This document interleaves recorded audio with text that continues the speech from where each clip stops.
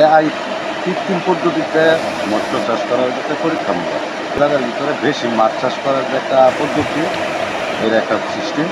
মনে করেন মৎস্য খামারি যদি আশা করে যে অল্প জায়গার ভিতরে বেশি মাছ চাষ করতে পারবো এবং নতুন কোনো কৃষি জমি নষ্ট করতে লাগতো না।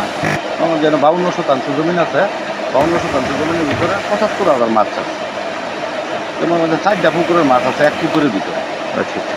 আর এমনি তো মৎস্য খামারিরা মনে করেন যে 52% ভিতরে খাই গেলে 10,000 মাছ দিবে। এর ভিতরে আমরা দিচ্ছি আপনার ৭৫,০০০।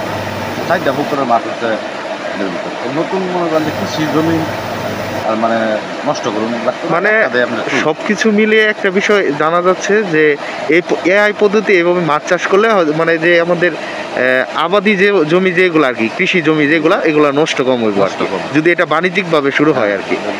এখন এটাই। ঠিক আছে, ধন্যবাদ।